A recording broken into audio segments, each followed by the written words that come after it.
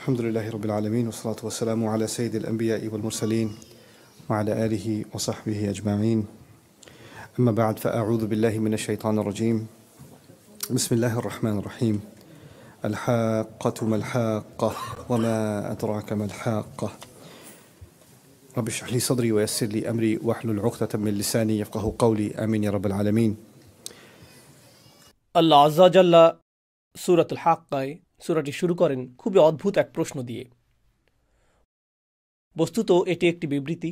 প্রথম আয়াত শুধু একটি শব্দ আল হাক্কা, যার কয়েকটি অর্থ আছে, কিন্তু খুব সহজে অর্থটাকে এভাবে ভাবতে পারেন রিয়েলিটি বা বাস্তবতা। মাল হাক্কা, বাস্তবতা কি? ওয়ামা আদরাকা মাল হাক্কা, আর কিসে তোমাকে জানাবে যে বাস্তবতা কি জিনিস? সেই প্রশ্নটি করার উদ্দেশ্য হল, আল্লাহ এই সূরাতে দাবি করেছেন যে অধিকাংশ মানুষ বাস্তবতায় বাস করে না। অধিকাংশ মানুষ তাদের নিজস্ব ভার্সন নিয়ে উপস্থিত হয়, কোনটা বাস্তব এবং কোনটা গুরুত্বপূর্ণ, আর সেটাই ঠিক করে দেয় তাদের যাপিত জীবনটি কেমন হবে। তাই আল্লাহ এই সূরায় প্রত্যেকটি মানুষকে চ্যালেঞ্জ জানাচ্ছেন তারা যেন একটু পেছনে সরে গিয়ে আবারও বাস্তবতা নিয়ে একটু চিন্তা করে। আমরা সকালে জেগে উঠি, নিজেদের চেতনা পুনরায় ফিরে পাই, তৎক্ষণাৎ খুবই বাস্তব কিছু কাজ আমাদের সামনে পড়ে। আছে চাকরি, আছে পরিবার, আছে দায় দায়িত্ব, এখন আরও আছে সেহরি। এভাবে বিভিন্ন কাজকর্মে আমরা প্রত্যহ জড়িয়ে পড়ি। দৈনন্দিন কাজকর্ম, এক কাজ শেষ হলে আরেকটা, এরপর আরেকটা, বারবার ঘড়ির দিকে তাকান যেন সময়ের হিসেবটা রাখতে পারেন, যেন দিনের বেলা আপনার যে বাস্তব এবং গুরুত্বপূর্ণ কাজগুলো আছে তা শেষ করতে পারেন। আমরা এসব খুঁটিনাটি দৈনন্দিন কাজে এত বেশি জড়িয়ে পড়ি যে একটু থেমে বড় চিত্রটার দিকে আর দৃষ্টি প্রদান করি না। এটি খুবই কমন একটা প্রবণতা যা সকল মানুষের মাঝে দেখা যায়। আমরা দৈনিক কাজগুলোতে এত বেশি আচ্ছন্ন হয়ে পড়তে পারি যে পেছনে সরে বড় চিত্রটার দিকে আর ভ্রুক্ষেপ করি না, নিজেদের বড় কোনো প্রশ্ন করি না আমার জীবনটা কোন দিকে এগুচ্ছে, কারণ আপনি দৈনন্দিন জিনিসগুলোতে এত বেশি ব্যস্ত। এই ব্যাপারটা এমনকি ব্যবসার দুনিয়াতেও ঘটে। যেমন একটি কোম্পানিতে থাকে অ্যাকাউন্টেন্ট, ইঞ্জিনিয়ার, আরও অনেকে। তারা সকালে উঠে অফিসে যায়, নিজের করণীয় কাজটা করে, কিন্তু সবাই যদি শুধু দৈনন্দিন কাজগুলো করতে থাকে তাহলে একটি কোম্পানিকে বাঁচাতে পারবে না। কাউকে না কাউকে ম্যানেজমেন্টে থাকতে হবে, যিনি বলবেন না আমাদের 6 মাসের টার্গেট আছে, আমাদের 1 বছরের টার্গেট আছে। কারো মাথায় বড় চিত্রটা থাকতে হবে। এর উপরে আছে এক্সিকিউটিভ, এর উপরে আছে স্ট্র্যাটেজিস্ট, অ্যানালিস্ট এবং অন্যান্যরা, যাদের কাছে থাকে আগামী 5-10 বছরের প্ল্যান। কারণ শুধু ছোট ছোট ক্ষুদ্র ক্ষুদ্র কাজগুলো করার মাধ্যমে ভীষণ ঠিক রাখতে পারবেন না সবার শেষে কোনটা গুরুত্বপূর্ণ। তো আমাদের ছোট ছোট কাজগুলো আরও বিশাল বিশাল ব্যাপারের সাথে জড়িত থাকে, তাই না? আল্লাহ প্রকৃতির মাঝে এই ব্যবস্থাপনায় সৃষ্টি করেছেন। উদাহরণস্বরূপ মৌমাছি, পিঁপড়া এবং অন্যান্য প্রাণীকুলের মাঝেও দেখা যায় তারা ছোট ছোট কাজ করে। প্রত্যেকটি পিঁপড়া জানে তাকে কি করতে হবে বাসা তৈরির জন্য। প্রত্যেকটি মৌমাছি জানে তাকে মৌচাকের কোন অংশে কাজ করতে হবে। প্রত্যেকেই নিজের ছোট কাজটার কথা জানে, কিন্তু আল্লাহ তাদের ডিজাইন করেছেন আরও বড় কিছু নির্মাণের জন্য। তাদের প্রত্যেকের করণীয় ছোট ছোট কাজগুলোর চেয়েও তারা আরও বৃহৎ কিছুর অংশ। এটা এক ধরনের উপায় যেভাবে আমরা চিন্তা করতে পারি যে বাস্তবতা আসলে কি জিনিস। এই ছোট ছোট কাজগুলো যে আমরা করি, এগুলো যদি আরও বৃহৎ কিছুর সাথে সংযুক্ত না থাকে তাহলে আমাদের কাছে বাস্তবতার প্রকৃত উপলব্ধি নেই। তবে আমাদের দৈনন্দিন কাজগুলো সংযোগহীন। তাই আল্লাহ এই সূরাতে কি করলেন? তিনি বিভিন্ন উপায়ে বাস্তবতার প্রশ্নটাকে বিশ্লেষণ করলেন। আমি এখন যা করব এই 20 মিনিটের কম সময়ে ওই চিত্রগুলোর একটি আপনাদের সাথে শেয়ার করব। যখন আমাদের জীবনের এই সমস্ত ছোট ছোট মুহূর্তগুলোর সমাপ্তি আসবে অতি সত্বর, অথবা পরে এক সময় আমরা মাটির নিচে চলে যাব, এরপর চরম সত্য ঘটনা, চূড়ান্ত বাস্তবতা আরম্ভ হবে। সেই বাস্তবতায় সব কিছু উল্টে যাবে। এখানে এই দুনিয়াতে আমাদের ক্ষুদ্র ক্ষুদ্র কাজগুলো বড় কিছুর দিকে নিয়ে যায়। এভাবেই এই দুনিয়া কাজ করে। আপনি ছোট ছোট কাজ করেন, এমনকি যদি বিশাল কোনো দালান নির্মাণ করতে চান আপনাকে ফাউন্ডেশন দিয়ে শুরু করতে হবে। একটি একটি করে ইট গাঁথতে হবে, একটি করে কাঠের টুকরা, একটি করে পেরেক, অবশেষে তা বড় কিছুতে পরিণত হবে। কিন্তু শেষ বিচারের দিন সব কিছু উল্টে যাবে। প্রথমে বড় কিছু ঘটবে যা ছোট কিছুর দিকে নিয়ে যাবে। এই চিত্রটাই আল্লাহ তুলে ধরেছেন এবং কিভাবে সেদিন প্রকৃত বাস্তবতা অভ্যুদয় হবে। তো আজকের খুতবায় আমি আপনাদের জন্য সংক্ষেপে সেই চিত্রটি আঁকার চেষ্টা করব।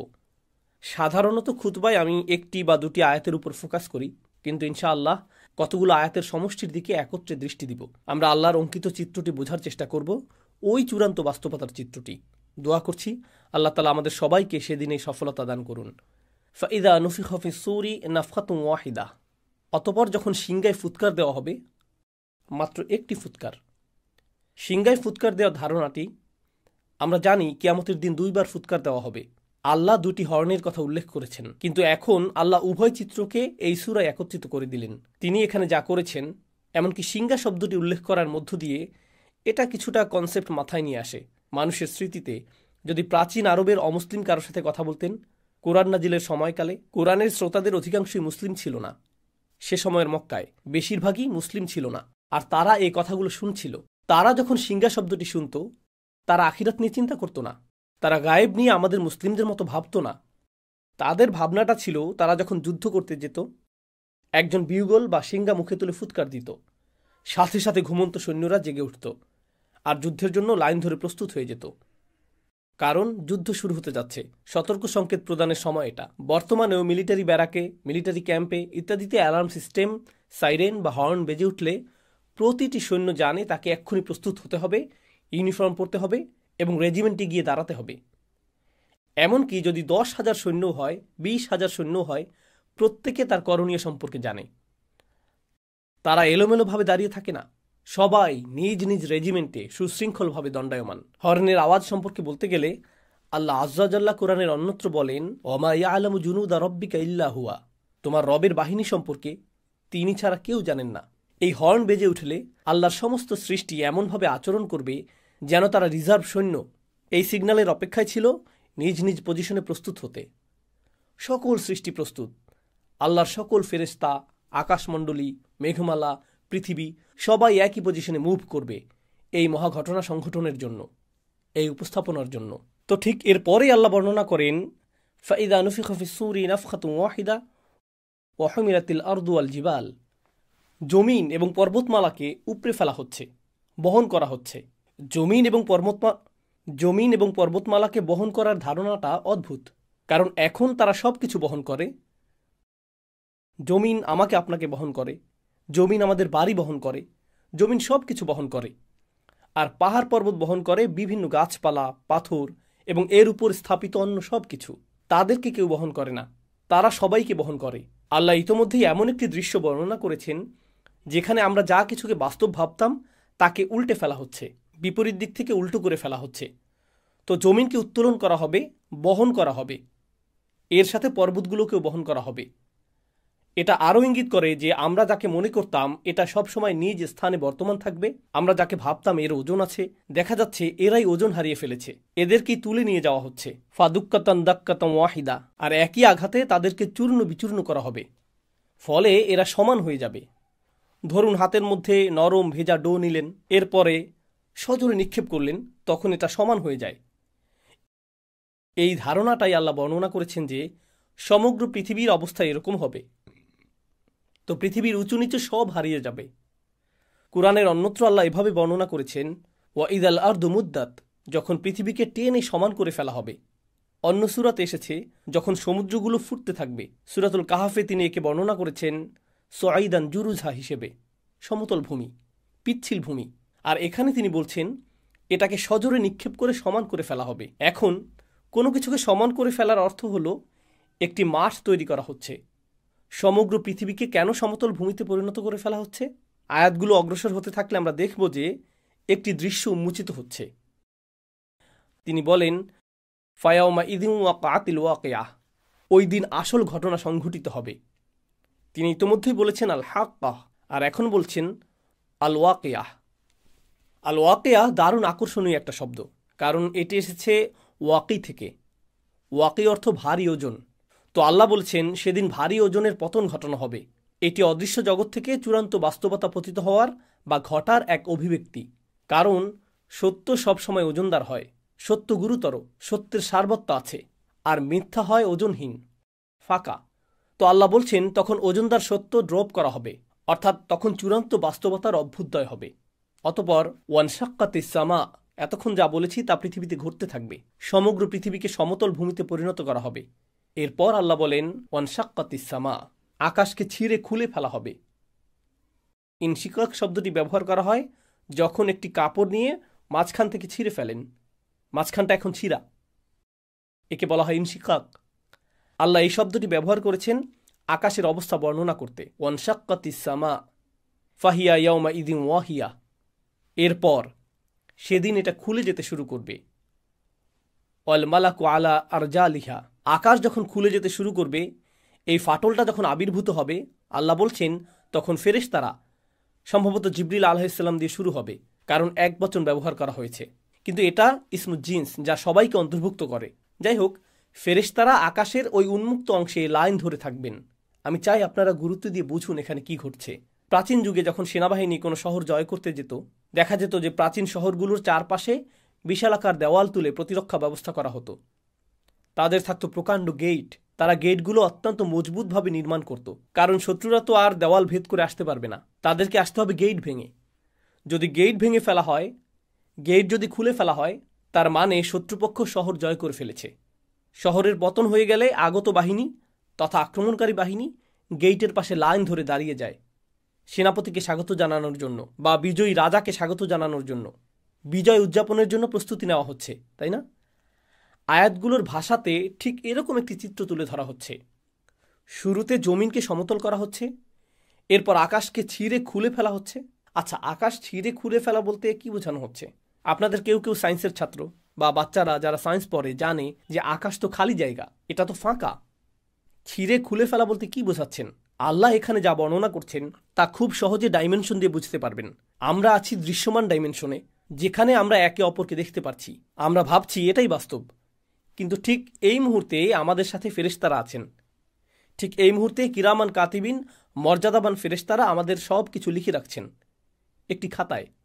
এটি এমনকি কালি দিয়ে লেখা হচ্ছে না, এটি কিতাবুম মারকুম, পেজগুলোতে সেলাই করা হচ্ছে। কারণ কালির ক্ষেত্রে যদি পানি পড়ে লেখাগুলো অস্পষ্ট হয়ে যেতে পারে, বা আঙুল দিয়ে ঘষা দিলেও দাগ পড়ে যেতে পারে। কিন্তু লেখা যদি সেলাই করা হয়, আমরা যাকে বলি এমব্রয়ডারি, আমাদের কাজগুলোকে পাতাগুলোতে এমব্রয়ডারি করে নথিভুক্ত করা হচ্ছে, কিতাবুম মারকুম। আরবিতে এর নাম রকম। এভাবেই রেকর্ড করা হচ্ছে। এটা ঠিক এখনই ঘটছে, কিন্তু আমরা তা দেখতে পাচ্ছি না, কারণ এটা ঘটছে একটি পর্দার ওপরে। এই পর্দার নাম হলো গাইব, গাইবের পর্দা। এজন্য গাইবের ধারণাটা কি ঘটবে বিচার দিবসে। ফাকাশাফনা আনকা গিতাআক, সূরা কাফে যেমন এসেছে। তিনি বলেছেন, আমি পর্দা সরিয়ে দিয়েছি, তোমার সামনে যে পর্দা ছিল তা আমি সরিয়ে দিয়েছি। অতএব এই মুহূর্তে চোখের সামনে একটি পর্দা আছে, যা আমাকে অদৃশ্য জগৎ দেখতে বাধা দিচ্ছে। ঠিক একইভাবে যখন কোনো ডাক্তারের কাছে যান, ওনারা যখন এক্সরে করেন, তারা এক্সরে মেশিনের ভেতর দিয়ে এমন কিছু দেখেন যা আমি আপনি এই মুহূর্তে দেখতে পাচ্ছি না। একটি লেন্স থাকে, একটি ডিভাইস থাকে, যা অদৃশ্য পর্দা দূর করে দেয়। ফলে আপনি শরীরের ভেতরের জিনিসও দেখতে পাচ্ছেন, যা অন্যথায় দেখা সম্ভব ছিল না। একই ব্যাপার মিলিটারি প্রযুক্তিতেও দেখা যায়। তারা থার্মাল গগলস পরিধান করে, যেটা দিয়ে আপনি দেয়াল ভেদ করে দেখতে পাবেন যে অন্য পাশে কতজন লোক আছে বা এরকম কিছু। তো ধারণাটা অনেকটা এরকম। আল্লাহ বলছেন অদৃশ্যের পর্দা ছিঁড়ে খুলে ফেলা হচ্ছে। অদৃশ্যের ওপারে কি আছে? ফেরেশতারা, অদৃশ্য জগৎ। তারা তখন দৃশ্যমান জগতে প্রবেশ করতে থাকবেন। তখন প্রথমবারের মতো মানবজাতি ফেরেশতাদের দেখতে পাবে। শেষ বিচারের দিন আকাশ ছিঁড়ে যে গেটটি খুলে ফেলা হয়েছে, আল্লাহ বলছেন ফেরেশতারা ওই গেটের সকল পাশে লাইন ধরে উপস্থিত হবেন। ওয়াল মালাকু আলা আরজাইহা ওয়া ইয়াহমিলু আরশা রাব্বিকা ফাওকাহুম ইয়াওমাইযিন সামানিয়া।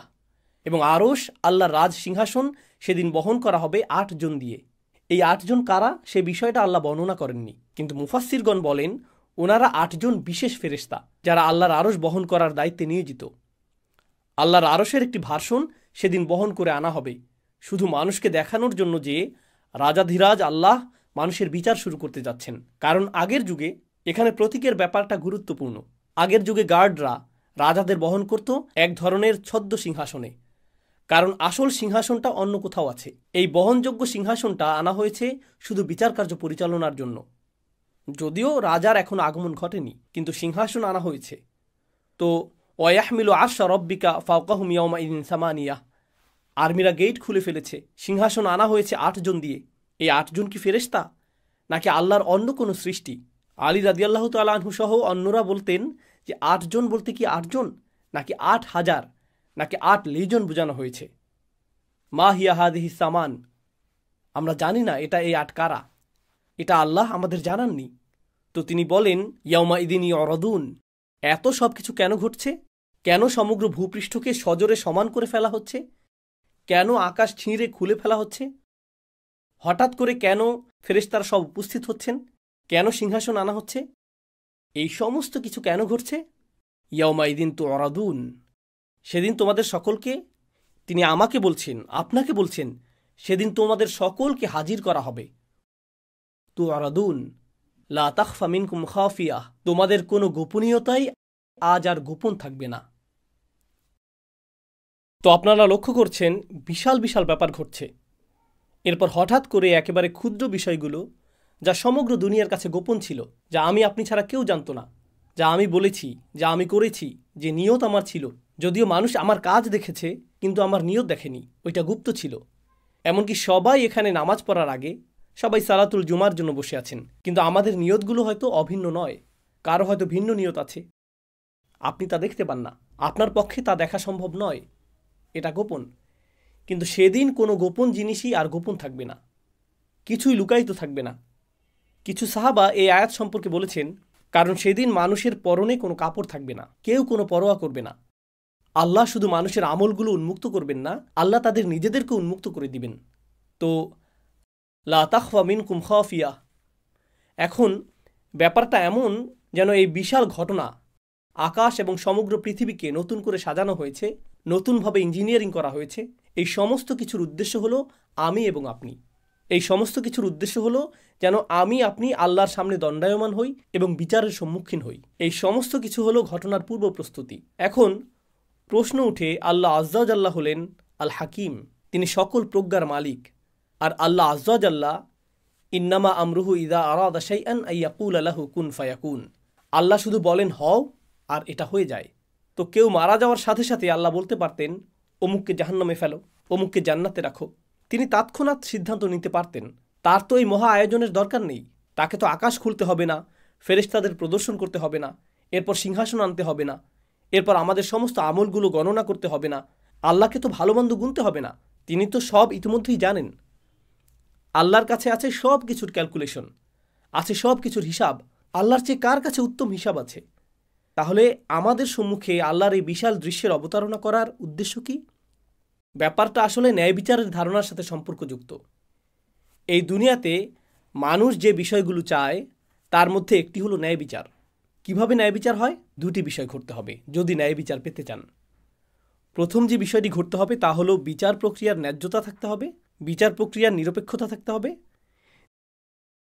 দ্বিতীয় যে বিষয়টা ঘটতে হবে তা হলো আপনাকে বিচারটা প্রদর্শন করতে হবে। গোপনে বিচার করতে পারবেন না। যদি পুলিশ কাউকে গ্রেফতার করে, তাকে ধরে এবং জেলে নিক্ষেপ করে আর বলে যে তাকে দোষী সাব্যস্ত করা হয়েছে, তখন প্রশ্ন উঠে কখন তাকে দোষী সাব্যস্ত করা হলো, তার বিচার কখন হলো? ও, এটা গোপনে করা হয়েছে। বিশ্বাস করুন, বিচারটা ন্যায় বিচার হয়েছে। আচ্ছা, বিচারটা যদি গোপনে হয়, সাথে সাথে সবাই চিন্তা করবে বিচারটা যদি এতই ন্যায্য হয় তাহলে গোপনে করলেন কেন? প্রমাণাদি দেখাচ্ছেন না কেন? প্রকাশ করছেন না কেন? অতএব শুধু ন্যায় বিচার করলেই হবে না, ন্যায় বিচারটা সবাইকে দেখাতেও হবে। উভয় ব্যাপারটা ঘটতে হবে। কাউকে জাহান্নামে ফেলা হলো, তখন সে বলতে পারে, হ্যাঁ, আল্লাহ আমাকে এখানে ফেলেছেন, কিন্তু আমি খুবই ভালো মানুষ ছিলাম, আমি জানিও না আমি এখানে কেন, আমি তো সৎ জীবনযাপন করেছি। তারা এমনটা বলতে পারে। যদিও তারা ভালো মানুষ না হয়ে থাকে, তবু তারা এই অজুহাতটা দেখাতে পারে, কারণ বিচারটা তো তাদের দেখানো হয়নি, তাই না? প্রকৃতপক্ষে এমনকি সেদিনও কিছু মানুষ অজুহাত দেখানোর চেষ্টা করবে। আল্লাহ কি করলেন? আল্লাহ দেখিয়ে দিলেন, লা তাখফা মিনকুম খাফিয়া, কোনো কিছুই গোপন থাকবে না। ভালো কিছু যেমন গোপন থাকবে না, তেমনি খারাপ কিছু গোপন থাকবে না। আপনি নিজে, আমি নিজে সাক্ষ্য দিব আল্লাহ ন্যায় বিচার করেছেন। এটি একটি ন্যায্য বিচার। এখানে কোনো অন্যায় করা হয়নি, কারো প্রতিই না। ফামান ইয়ামাল মিসকালা যাররাতিন খায়রান ইয়ারাহু ওয়া ইয়ামাল মিসকালা যাররাতিন শাররান ইয়ারাহু।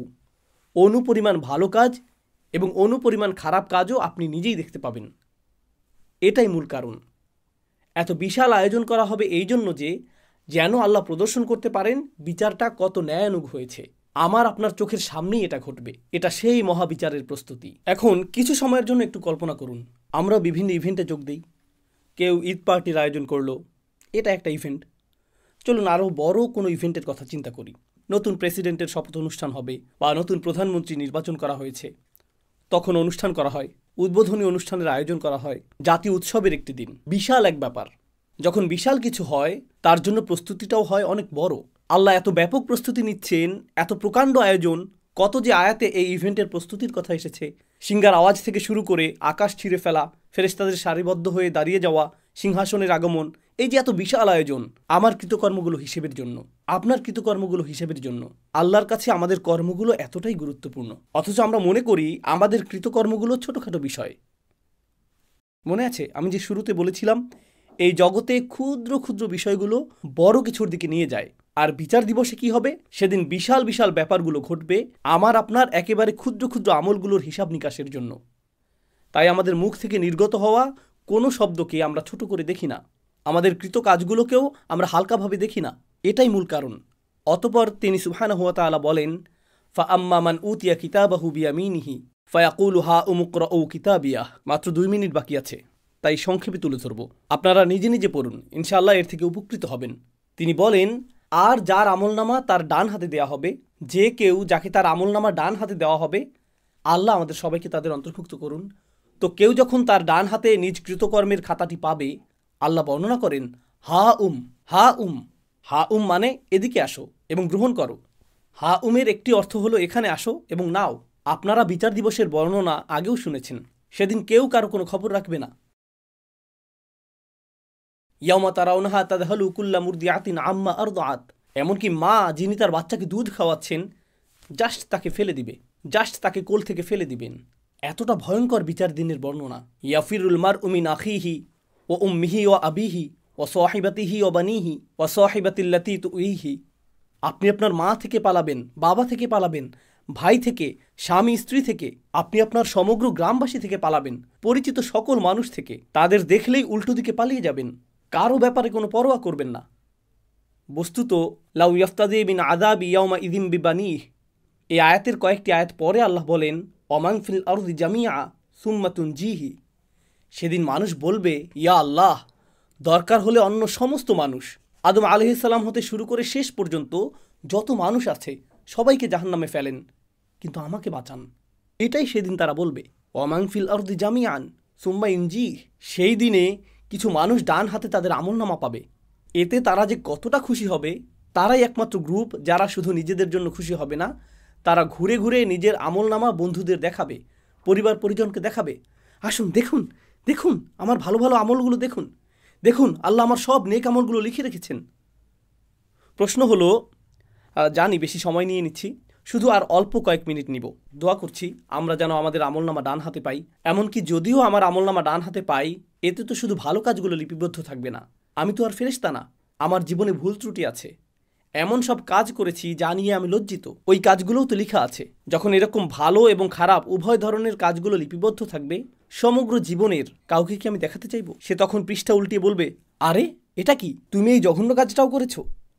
তাহলে লোকটা নিজের আমলনামা অন্যদের কেন খুশি মনে দেখাতে চাইবে? যদিও খাতাটাতে নেক আমলগুলো লেখা আছে, কিন্তু আরও আছে খারাপ কাজগুলো। ব্যাপারটা আসলে কোরআনে বর্ণিত মাগফিরাতের ধারণার সাথে সম্পৃক্ত। যদিও খারাপ কাজগুলো মুছে দেওয়া হয়নি, খারাপ কাজগুলো আসলে ঢেকে দেওয়া হয়েছে, আচ্ছাদিত করা হয়েছে।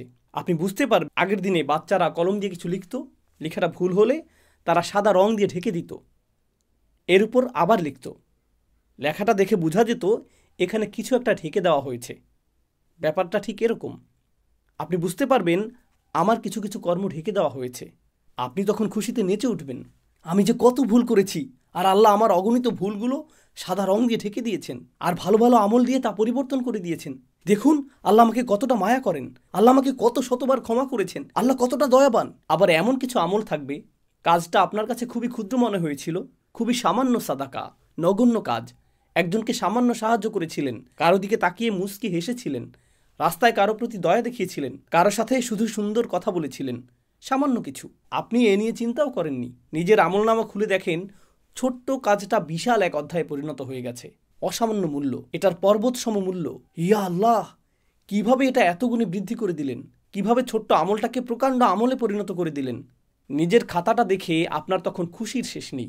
আপনি তখন চারিদিকে ঘুরে ঘুরে, কোরআনের অন্যত্র যেমন এসেছে, ওয়ায়ানকালিব ইলা আহলিহি মাসরুরা, সে তার স্বজনদের কাছে সানন্দে ফিরে যাবে। এটাই বিচার দিনের একটি চিত্র।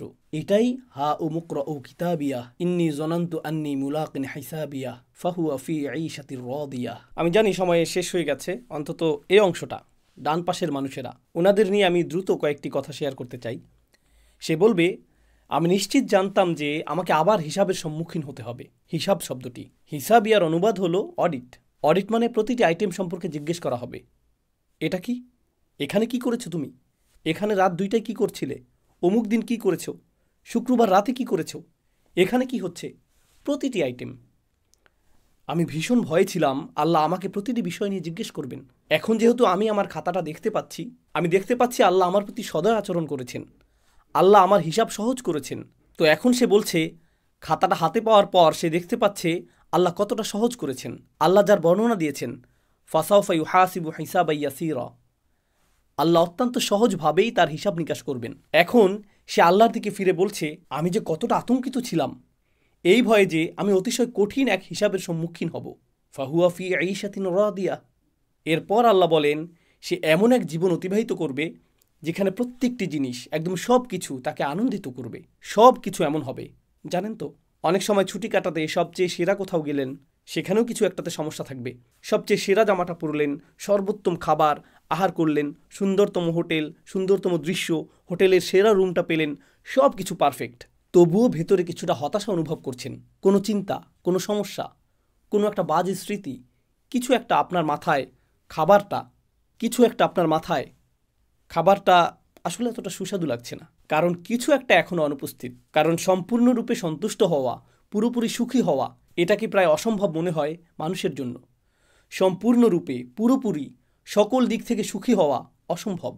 সব সময় কিছু না কিছু থাকবেই যা এই সুখটাকে হ্রাস করে দিবে, অল্প পরিমাণে, কিছুটা ক্ষুদ্রাকারে।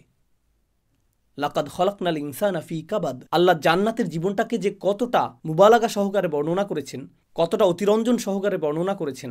তিনি বলেননি মানুষটা সুখী হবে, বরং তিনি বলেছেন জীবনটা নিজেই তৃপ্তিকর হবে। তিনি বলেননি ফাহুয়া রাদিন ফি ঈশাতিল জান্নাহ, সে জান্নাতের জীবনে পরিতৃপ্ত হবে, বরং তিনি বলেছেন ফাহুয়া ফি ঈশাতিন রাদিয়াহ, যা খুবই অদ্ভুত ইস্তিআরাহ, যা ইঙ্গিত করছে জান্নাতের প্রতিটি অংশ, জান্নাতের প্রতিটি অভিজ্ঞতা আপনাকে একেবারে সম্পূর্ণরূপে পরিতৃপ্ত করে দিবে, সম্পূর্ণরূপে সুখী করে দিবে, প্রতিবার শতভাগ তৃপ্তি এনে দিবে। ধরুন কাউকে একটু উপহার দিলেন, সে অতি কষ্টে একটু হাসি দিয়ে বলবে থ্যাংক ইউ। কি, পছন্দ হয়নি?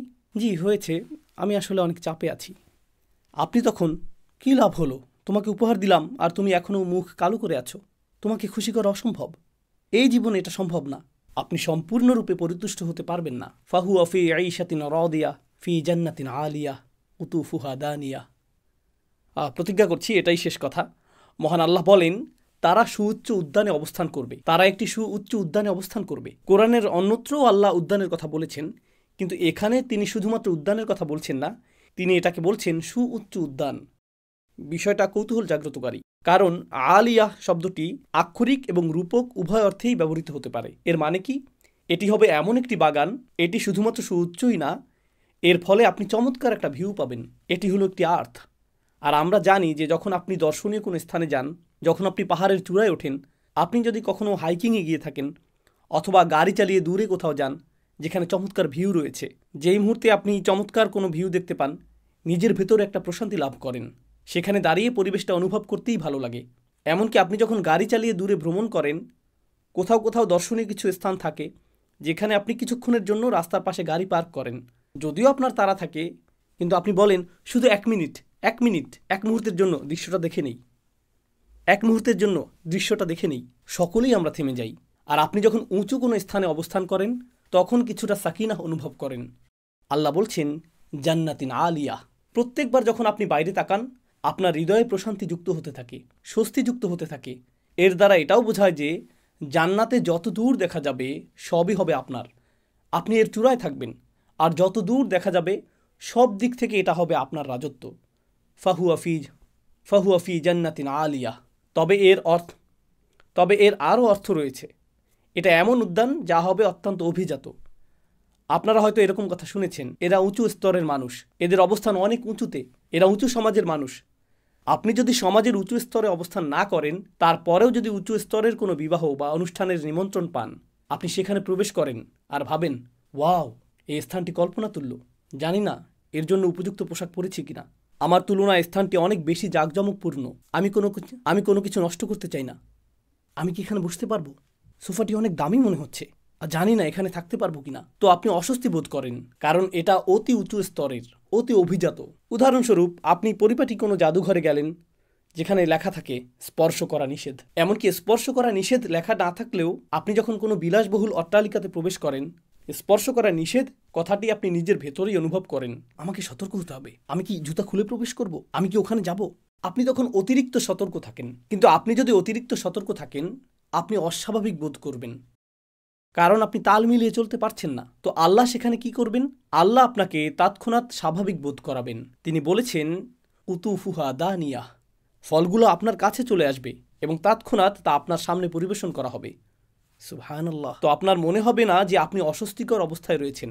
না না না, আপনাকে সেই স্থানের প্রতি সম্মান প্রদর্শন করতে হবে না, বরং সেই স্থানটি আপনাকে সম্মান প্রদর্শন করবে। কুতুফুহা দানিয়াহ। তিনি বলেছেন, কুলু ওয়াশরাবু হানিয়াম বিমা আসলাফতুম ফিল আইয়ামিল খালিয়াহ। এখন খাও এবং পান করো তৃপ্তি সহকারে, নিশ্চিন্তে উপভোগ করো, রিল্যাক্স। কোরআনের অন্যত্র আল্লাহ জান্নাতের এমন কাপের কথা উল্লেখ করেছেন যা থেকে পানীয় উথলে পড়ছে, অর্থাৎ পানীয় ছিটকে পড়ছে কিনা সেটাও আপনি লক্ষ্য করছেন না।